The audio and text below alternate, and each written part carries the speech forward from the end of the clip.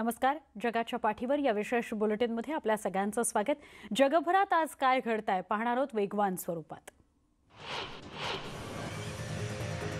इटलीतील पहिला कोरोना रुग्ण याने आपला जीव वाचला, त्यामुळे आपण खूप नशिबान असल्याचं सांगितलं. त्याने उत्तर इटलीमधील कोडोमनो आणि वो युगानिओ या दोन शहरांमध्ये आयोजित करण्यात आलेल्या रिले स्पर्धेमध्ये सहभागी होण्याकरता सुदृढ असल्याचं सांगितलं. मॅचिया माएस्ट्रे यांची 21 फेब्रुवारीला चाचणी पॉझिटिव्ह आली होती. या 7 महिन्यांनंतर 38 वर्षीय मॅचिया हे व्हायरस विरुद्धच्या लढ्यात आशेचे प्रतीक ठरल्यात. ब्रिटनमध्ये कोरोना संक्रमणाला आळा घालण्यासाठी आखण्यात आलेल्या नियमांविरोधात लंडनमधील ट्रफल्गर स्क्वेअरमध्ये आंदोलन करण्यात आलं. या आंदोलनामध्ये हजारो नागरिकांनी सहभाग घेतला होता. मात्र या आंदोलनात सगळ्या नियमांचा फज्जा उडाल्याचं बघायला मिळालं. अनेकांनी मास्कही घातलेले नव्हते. यावेळी सरकारनं घातलेल्या निर्बंधांविरोधात आवाज उठवण्यात आला आणि सरकारविरोधात घोषणाबाजी करण्यात आली. पोलिसांकडून आंदोलकांना सोशल डिस्टन्सिंगचं पालन करण्याच्या सूचना देण्यात आल्या. मात्र आंदोलकांनी याकडे दुर्लक्ष केलं. ग्रेटर मँचेस्टरमध्ये संचारबंदी लागू करण्यात आली आहे. देशातील ओल्डहाममध्ये सर्वाधिक रुग्ण आढळत असल्यानं प्रशासनानं हा निर्णय घेतलाय. शहरातील पब, बार आणि रेस्टॉरंट्स रात्री 10च्या आधी बंद करण्याच्या सूचना देण्यात आल्या. मात्र रात्री 10 नंतर फूड डिलिव्हरी करण्यास परवानगी देण्यात आली आहे. सामाजिकरण केवळ घरातील सदस्यांपुरतंच मर्यादित राहणार असून सार्वजनिक वाहतुकीचाही वापर केवळ अत्यावश्यक सेवेसाठीच करता येणार आहे. ब्राझीलमध्ये कोरोनाचा कहर कमी होताना दिसत नाहीये. देशात पहिला कोरोना रुग्ण आढळल्याच्या 7 महिन्यांनंतर आतापर्यंत 1,40,000 रुग्णांचा कोरोनामुळे मृत्यू झाला आहे. ब्राझीलमध्ये एकूण कोरोना रुग्णांचा आकडा आता 46 लाखांच्या पार गेला आहे. रिओ दी जेनेरिओमधील स्मशानभूमीमध्ये गेल्या 3 महिन्यांमध्ये सर्वाधिक स्मारकं बांधली गेली आहेत. मॉरिशसचे पंतप्रधान प्रविंद जुगनौथ यांनी बहुराष्ट्रीय कंपन्यांना आणि सरकारांना कोरोना व्हायरसच्या प्रसाराला तोंड देण्याकरता लसीचं योग्य वितरण होतंय की नाही याची खात्री करावी असं आवाहन केलं आहे. एखाद्या विषाणूला कोणतीही सीमा नसून या रोगामुळे आपण किती असुरक्षित आहोत हे समोर आलंय. यामुळे कोरोनाचा सामना करण्यासाठी सुरक्षित आणि प्रभावी लस विकसित करणं महत्त्वाचं आहे आणि लस विकसित झाल्यानंतर ती सगळ्यांना योग्य प्रकारे विकसित व्हावी हे बघणंही महत्त्वाचं आहे. UN जनरल असेंब्लीच्या 75व्या अधिवेशनादरम्यान ते बोलत होते. सध्याच्या जागतिक आव्हानानंतर मात करण्यासाठी बहुपक्षीय प्रतिसाद गरजेचा असून सर्वांनी एकत्र येऊन या विरोधात लढण्याची गरज असल्याचं आयर्लंडचे पंतप्रधान मायकेल मार्टिन यांनी सांगितलं. ते UN जनरल असेंब्लीच्या 75व्या अधिवेशनादरम्यान बोलत होते. संयुक्त राष्ट्रांमधील सर्व देश हे एकमेकांना जोडलेले आणि एकमेकांवर अवलंबून आहेत. या परिस्थितीत सगळ्यात बलवान देशही एकटा लढू शकत नाहीये असंही ते म्हणाले. तसंच यावेळी मार्टिन यांनी सुरक्षा परिषदेच्या सदस्यांना त्यांच्या जबाबदाऱ्यांनुसार वागण्याचं आवाहन केलं आहे. ब्रिटिश पंतप्रधान बोरिस जॉन्सन यांनी देशांना कोरोनाच्या प्रादुर्भावाविषयी अधिक माहिती सामायिक करण्याचे आणि भविष्यात या संकटात मदत करता यावी याकरता आवश्यक वस्तूंवरील निर्यात नियंत्रण थांबवण्याचं आवाहन केलं आहे. संयुक्त राष्ट्रांच्या परिषदेमध्ये त्यांनी हे वक्तव्य केले, आवाहन केले. तसंच 9 महिन्यांमध्ये आंतरराष्ट्रीय समुदायांचा हेतू विचलित झाल्याचं दिसतंय असंही ते म्हणाले. या भाषणावेळी त्यांनी जागतिक आरोग्य संघटनेला पाठिंबाही दर्शवला. ब्राझील आणि रशियातून आयात केलेलं सी फूड न्यूक्लिक ॲसिडमध्ये केलेल्या कोरोना चाचणीत पॉझिटिव्ह आढळला आहे. त्यामुळे चीनमध्ये प्रशासनानं संबंधित तात्काळ कारवाई करत ब्राझील कंपनीकडून किमान आठवड्याभरात तरी आयात बंद केली आहे.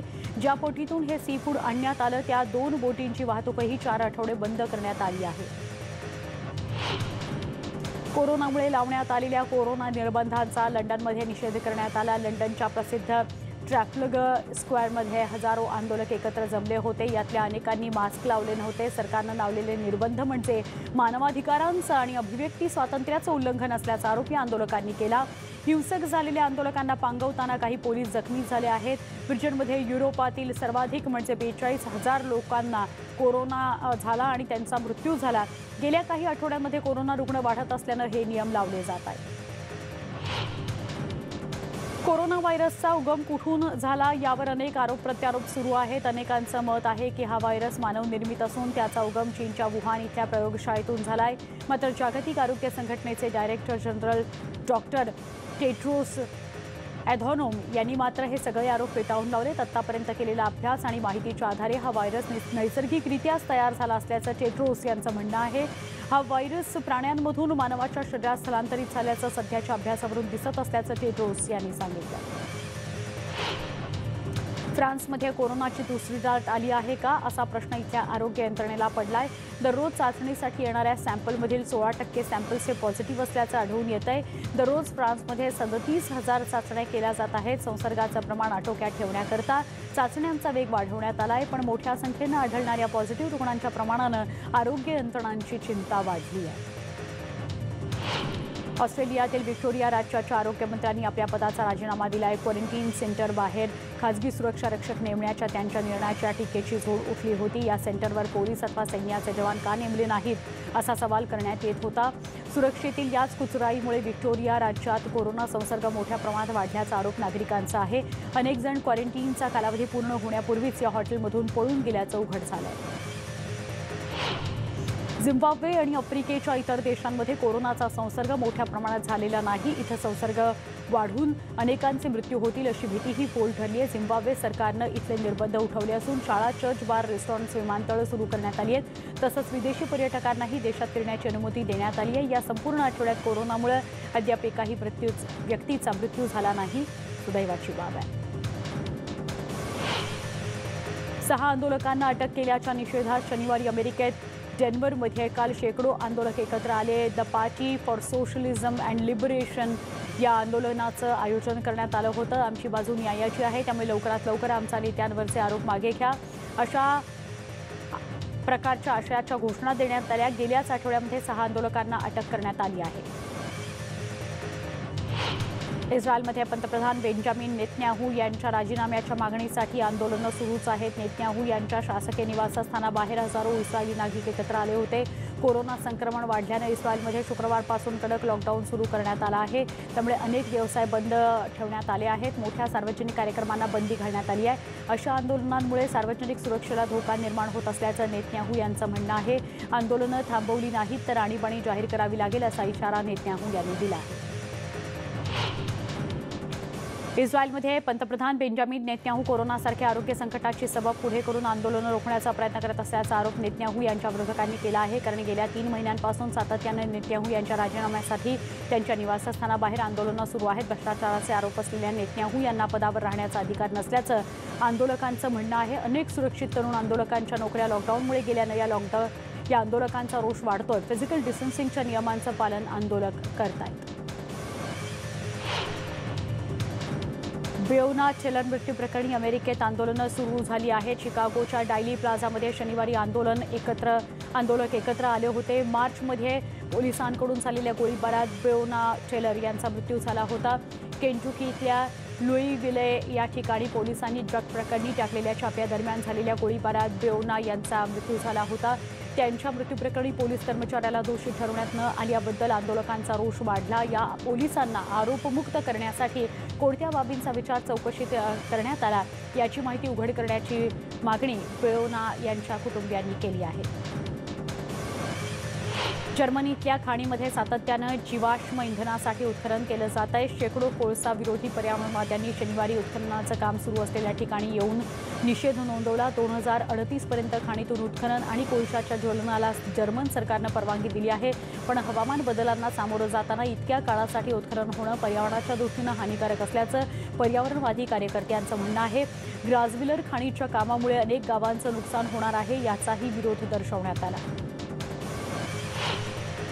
बेलारूसमध्ये अध्यक्ष अलेक्झांडर लुकाशेन्को यांच्या विरोधात राजधानी मिन्स्कमध्ये सरकारविरोधी आंदोलनं सुरूच आहेत. शनिवारी अनेक महिला आंदोलकांना बेलारूस पोलिसांनी ताब्यात घेतलं. व्हिक्टरी स्क्वेअरकडे जाणारे सगळे मार्ग आंदोलकांनी फुलून गेले होते. लुकाशेन्को यांची ज्या दिवशी निवड झाली तेव्हापासून आठवड्याच्या शेवटी इथे महिला आंदोलक एकत्र येतात. लुकाशेन्को यांच्या प्रमुख विरोधक असलेल्या स्वेतलाना यांना अध्यक्षपदी नेमण्याची मागणी करणाऱ्या घोषणा इथं दिल्या जात आहेत. ओरिगॉनमधल्या पोर्टलँडमध्ये तब्बल 200 जणांनी शनिवारी संरक्षक कवच घालून आंदोलन केलं. ब्रेओना चलन मृत्यू प्रकरणी पोलिसांनी दोषी न ठरवल्याबद्दल अमेरिकेत संतापाची भावना व्यक्त होते. पोर्टलँडमधल्या आंदोलनाचा हा 5वा महिना आहे. वर्णभेद आणि पोलिसांच्या अत्याचाराविरोधात ही आंदोलनं सुरू आहेत. अमेरिकेचे अध्यक्ष डोनाल्ड ट्रम्प यांनी शनिवारी कायदेतज्ञ यांनी ॲमी कोनी बॅरेट यांचं नाव सुप्रीम कोर्टाच्या न्यायाधीशपदासाठी सुचवलं. बॅरेट यांची असामान्य बुद्धिमत्ता आणि व्यक्तिमत्व, त्यांच्या उल्लेखनीय कार्याविषयी व्यवस्थित माहिती करून घेतल्यानंतरच आपण बॅरेट यांचं नाव सुचवल्याचं ट्रम्प म्हणाले. 3 नोव्हेंबरला होणाऱ्या निवडणुकांआधी ही नियुक्ती व्हावी यासाठी रिपब्लिकन पक्षाकडून मोर्चेबांधणी केली जाते. न्यायाधीश एमी कोनी बॅरेट यांच्या सहकारी आणि माजी विद्यार्थ्यांनी त्यांची अमेरिकेच्या सर्वोच्च न्यायालयामध्ये नियुक्ती झाल्याबद्दल आनंद व्यक्त केला.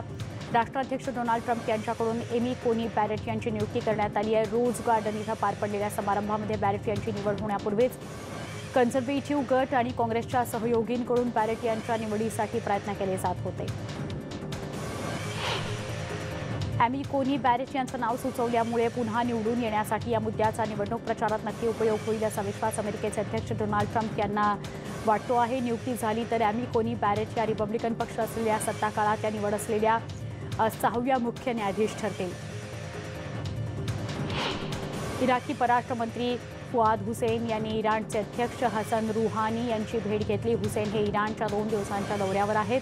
यावेळी त्यांनी त्यांचे इराणी समकक्ष मोहम्मद जावद जरीफ हे देखील उपस्थित होते. अमेरिकेच्या हवाई हल्ल्यामध्ये बगदादच्या आंतरराष्ट्रीय विमानतळाबाहेर इराणच्या सर्वोच्च जनरल कसीम सोलेमानी ठार झाल्यानंतर पहिल्यांदाच इराण आणि इराकची भेट झाली आहे.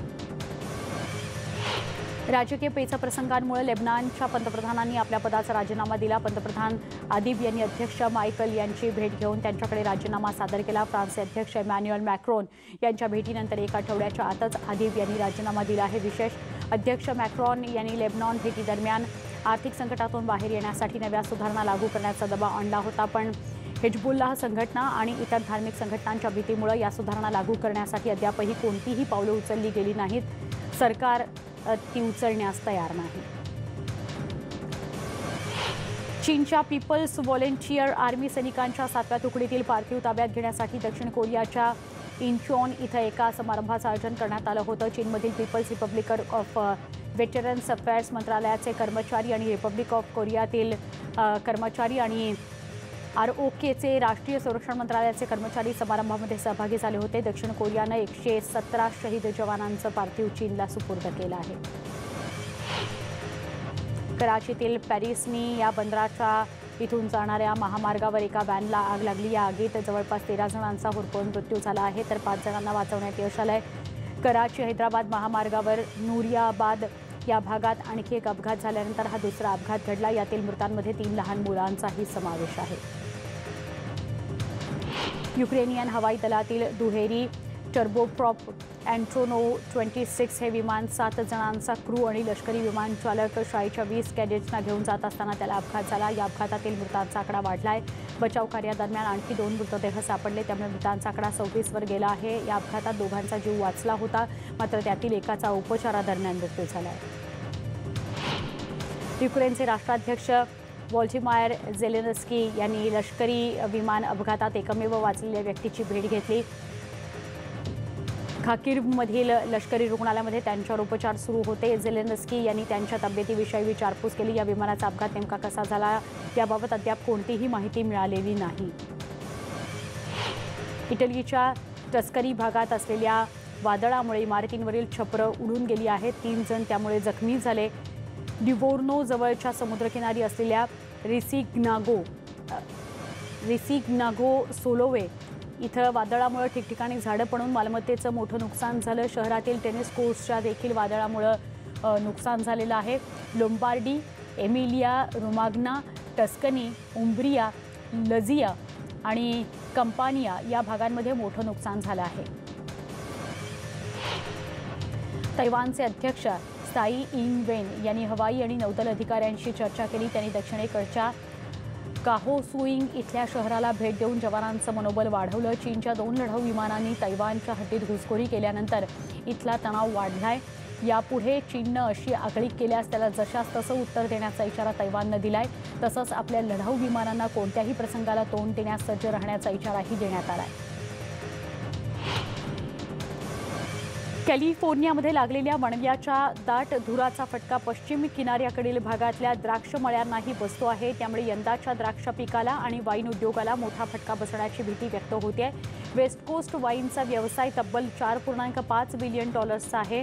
द्राक्षांचं नुकसान होत असल्यानं वाईनची गुणवत्ता कायम राखण्याचं मोठं आव्हान व्यावसायिकांसमोर आहे. मॉस्कोमधील मोटारसायकल स्वारांनी उन्हाळ्यातील मोटारसायकल हंगामाचा शेवट साजरा करण्यासाठी रशियाच्या राजधानीमध्ये परेड काढण्यात आली होती. जवळपास 3000 मोटारसायकल स्वारांनी परेडमध्ये सहभाग घेतला. यावेळी गॉर्की पार्क इथं ट्रॅफिक पोलीस आणि आपत्कालीन सेवांनी कलाकृती सादर केल्या. मॉस्कोमध्ये जवळपास 1 लाख नोंदणीकृत मोटारसायकली आहेत आणि दरवर्षी 5 ते 10 हजारांनी या संख्येत वाढ होते, अशी माहिती मॉस्को परिवहन अधिकाऱ्यांनी दिली आहे. जगाच्या पाठीवर या विशेष बुलेटिनमध्ये या सगळ्या वेगवान घडामोडी आपण बघत होतो. बुलेटिनमध्ये इथेच थांबतोय. ताज्या बातम्या, विस्तृत घडामोडी जाणून घेण्यासाठी news18lokmat.com या आमच्या वेबसाईटला नक्की भेट द्या. पहा फक्त news18 लोकमत.